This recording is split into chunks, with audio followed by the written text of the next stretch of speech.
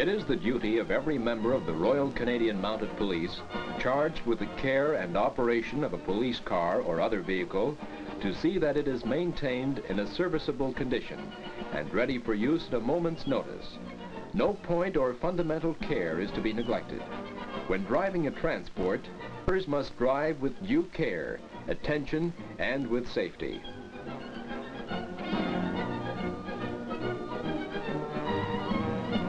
All police transport will be kept properly cleaned inside and out.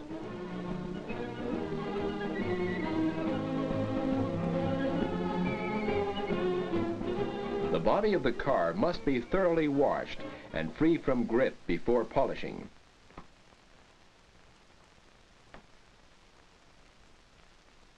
Remember, no unauthorized person is allowed to ride in a police car.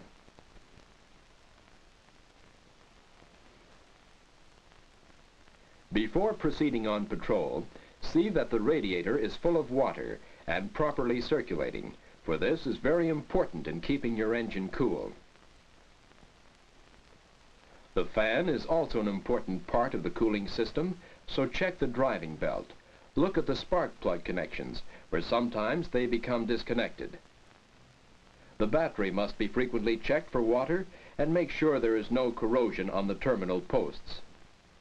Check the oil when the engine is not in motion. This will give you a true measurement. Examine the tires frequently to see that they are in good condition and up to the pressure recommended by the manufacturer.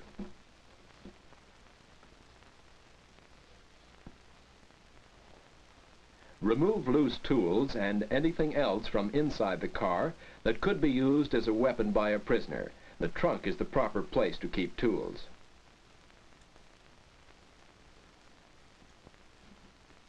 A first aid kit is supplied to every car. This kit must be kept in good order and condition.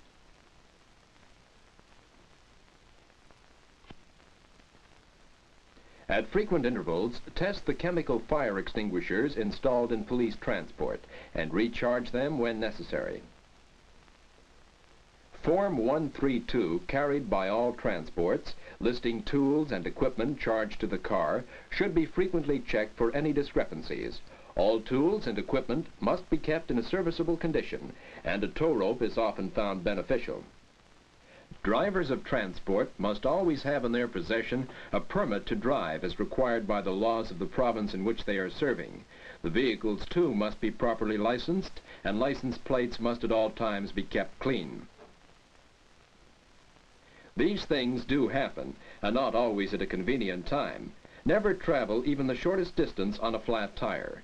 A screwdriver or similar tool can be used to pry off the hubcap, and the nuts may be slacked off while the wheel is resting on the ground. When the nuts are removed, they should be placed in the hubcap.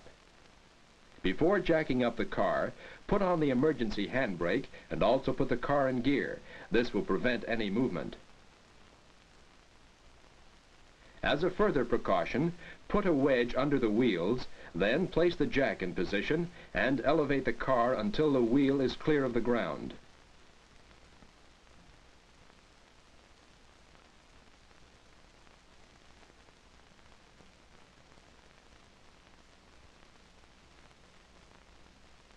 The wheel changed, the nuts placed on hand tight, lower the car and tighten the nuts evenly. Replace the hubcap.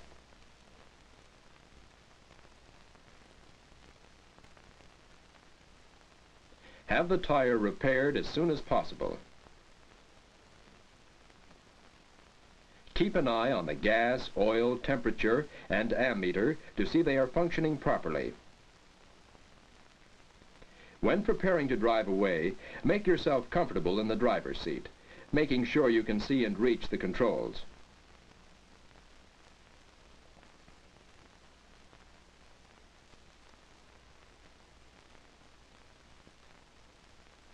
Before driving away, see that the emergency brake is off. Disengage the gears by placing the gear shift in neutral. As a further safety measure, disengage the clutch by pressing it to the floorboard. This relieves the strain on the motor. Turn on the ignition key and engage the starter. If the motor is cool and sluggish in starting, use the choke sparingly until the motor is warmed up and running smoothly. With an automatic choke, this action is unnecessary. Don't race the motor, especially in cold weather. Allow the oil to thin out and start lubricating. The motor running satisfactorily, ease the clutch and shut off the choke. To drive away, disengage the clutch. Place the gear shift in low. Release the clutch gradually. At the same time, step on the accelerator with the right foot, feeding gas lightly to the motor. As the car gathers headway, disengage the clutch, place the gear shift in second, and then release the clutch. As the car gains more speed, disengage the clutch, place the gear shift in high. Release the clutch gradually and apply the gas in moderation by pressing down on the accelerator with the right foot. Don't ride the clutch. Glance occasionally at the gauges and drive with both hands on the wheel.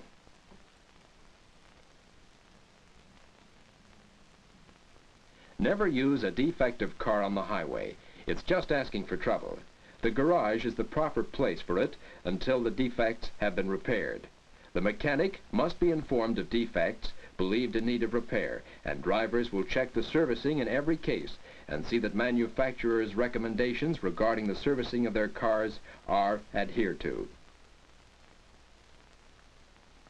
The motor of this car had been troublesome, also the steering.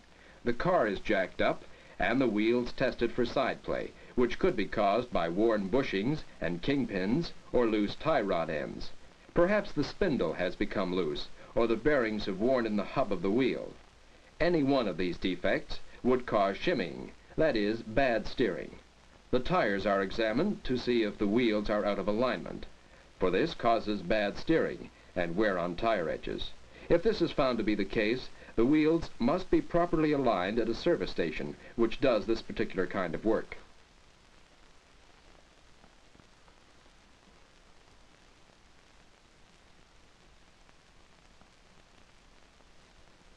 The steering is tried out and the steering box is examined for grease leakage, which would result in worn gears and poor steering.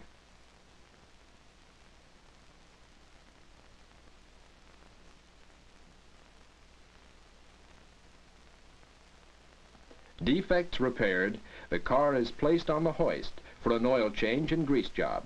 Proper lubrication is important.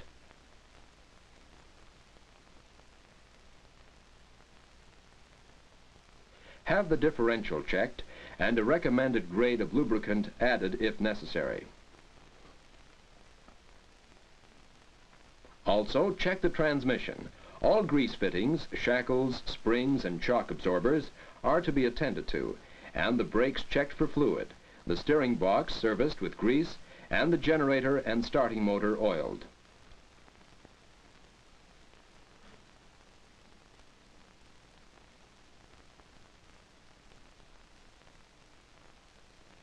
All electrical equipment will be checked, including the horn.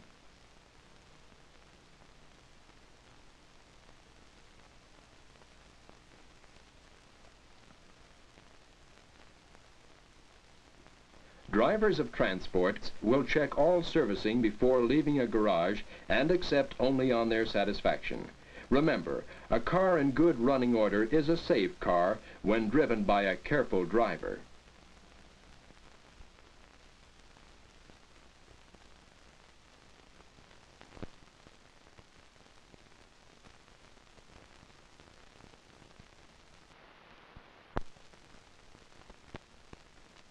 Accidents do not happen. They are caused. Failure to observe road signs or give proper signals, driving too fast under bad weather and traffic conditions, failure to check brakes or lights, lack of courtesy to other highway users, drinking when driving, all these points may involve you in an accident, even cause death. Traffic signs are usually made and posted by the provincial department concerned, in accordance with the highway traffic law of that particular province. In cities, towns, and villages, they also put up traffic signs in accordance with their bylaws, governing the traffic by these different legislative bodies, but all traffic signs are put up for the same purpose. That is, to control and regulate traffic and to prevent accidents. Drivers of automobiles must always be alert and cautious, remembering that speed causes many accidents which are often serious. Quick acceleration and powerful brakes are dangerous if misused. For absolute safety, travel at a speed which will enable you to pull up in a distance which gives you time for clear judgment. Coming on to a major road, always stop and be certain the way is clear before again proceeding.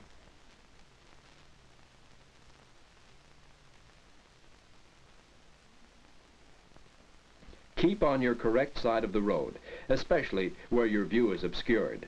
For instance, on hills, there is always the chance that a car coming from the opposite direction will meet you on top. Never be a road hog like this car. His half of the road is to the right and not on the crown.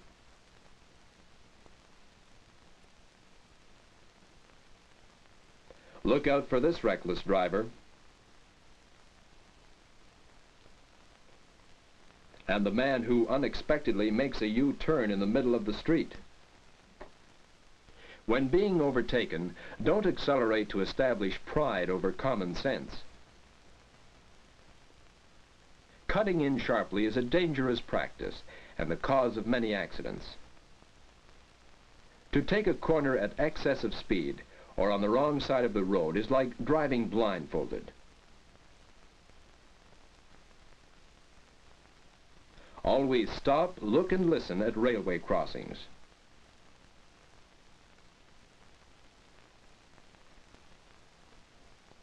Keep an eye on cyclists.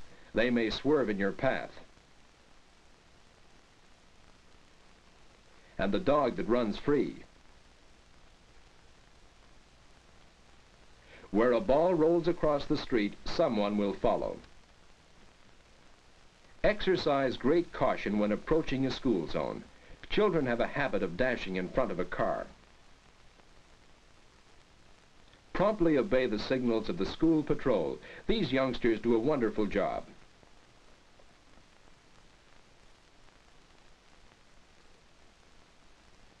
Slow down in built-up areas and watch for the jaywalkers.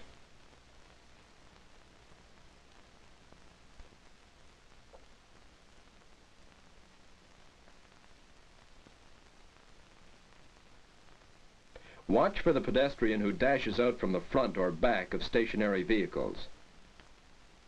Stop for stationary streetcars. See that the passengers safely alight and board before proceeding on your way.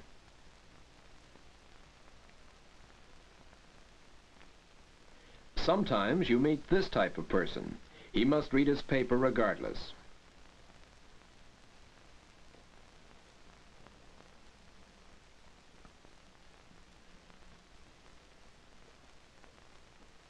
When climbing a steep hill, put your car in low gear. It gives you more power.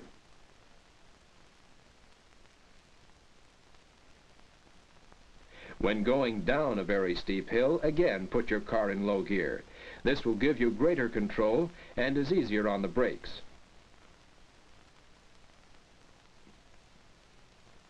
Parking on the downward grade of a hill, turn the front wheels of the car inward so they rest against the curb. Put on the handbrake and leave the car in reverse gear. Parking on the upward grade of a hill, turn the front wheels of the car outward. Put on the handbrake and leave the car in low gear. Don't park at roundabouts or street corners.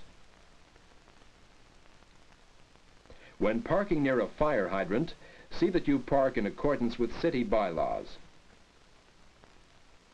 Double parking is a hazard. Remember what you think of other motorists when they double park.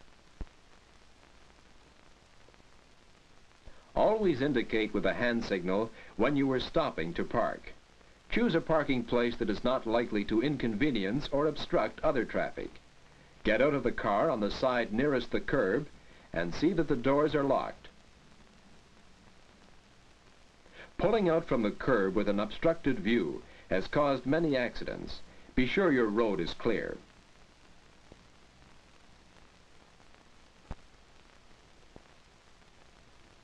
Approaching pedestrian crossings, remember to stop at the white line, not over it. Indicate with a hand signal your next move, which in this case is to the right.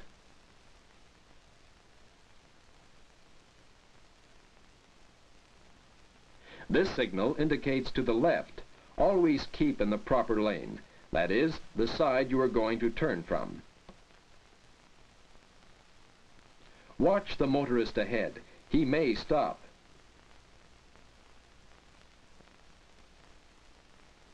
Be sure you have a clear road ahead before attempting to pass vehicles in front of you.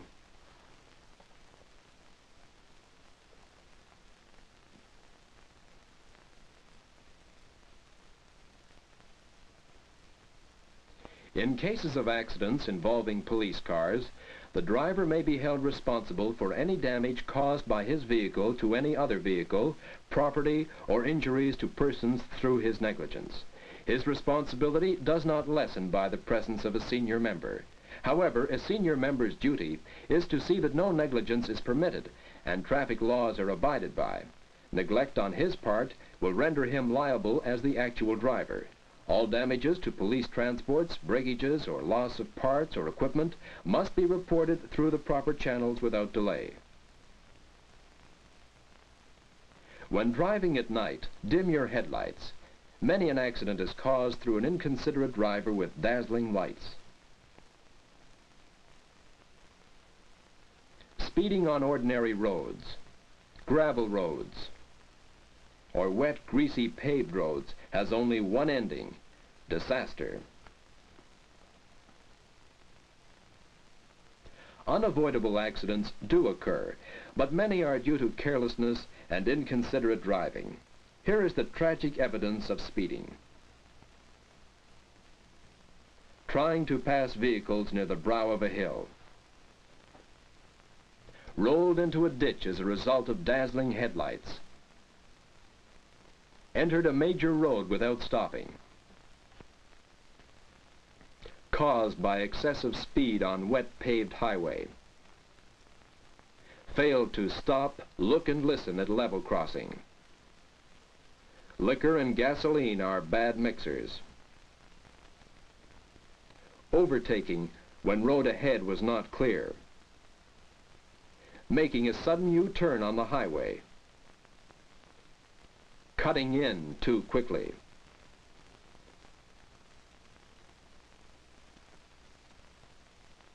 The results of accidents you have just seen are so obvious that further explanation is unnecessary. Remember, it could happen to you. Exercise care, caution, and consideration for others.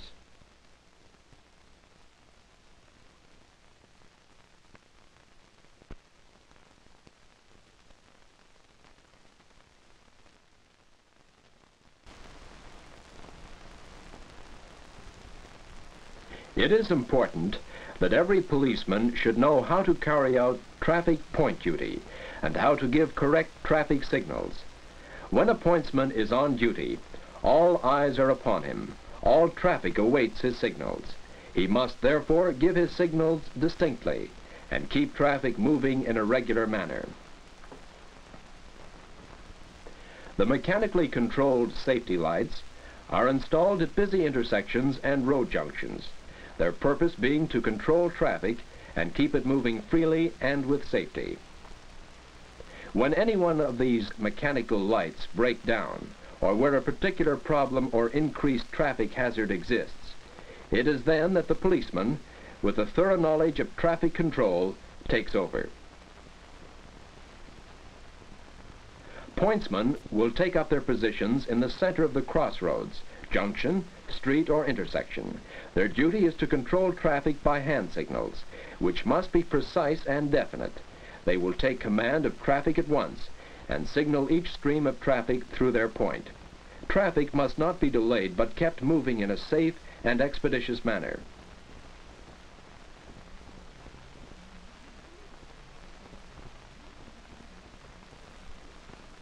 The pointsman has a big responsibility. He is under the constant eye of the public. He must be alert and neat in his appearance.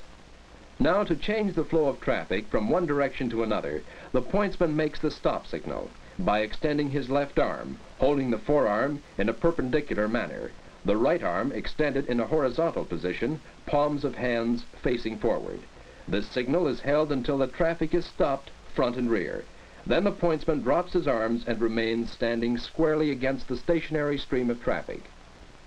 The lane of moving traffic cleared, he changes his direction, makes the stop signal against moving traffic, then gives the start or come on signal by looking to his right and bringing his right arm up in a circular manner, bending the elbow, his hand coming slightly in front of his face. This will start movement of traffic.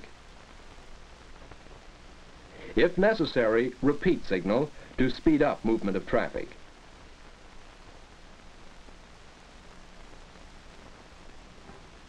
He then looks to his left and brings his left arm up in a circular manner, bending the elbow, his hand coming slightly behind his left ear. This starts the traffic on his left and moving behind him. Clear, precise signals and alertness keeps the lanes of traffic moving with clockwork precision.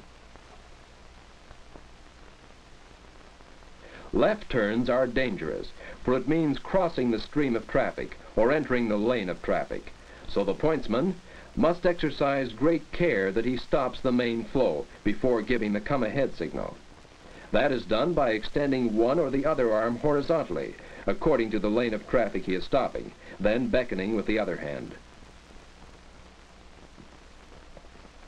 Giving a motorist the go-ahead on a right turn, be cautious of pedestrians in their crossing.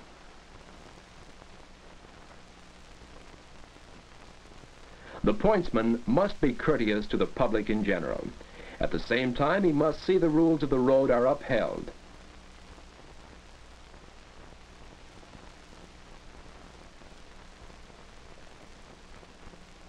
A pointsman may have to hold up both streams of traffic for unusual circumstances. A crippled person, aged, or blind wanting to cross the intersection. Once the traffic has been stopped, he may assist the infirm person across the intersection. The pointsman may be sure that while he is doing this, all eyes are upon him.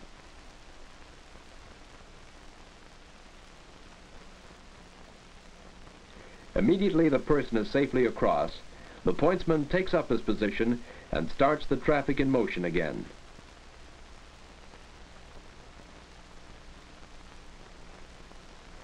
Pointsmen are visited by their superiors from time to time.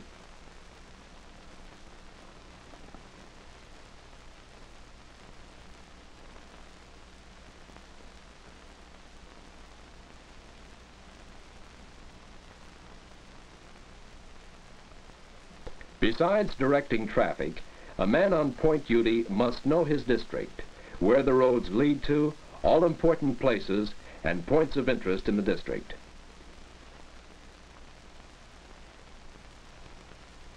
And remember, the public at large, and drivers of vehicles in particular, appreciate proper signals from the pointsman. To this end, those employed on point duty must ensure that only clear and unmistakable signals are given.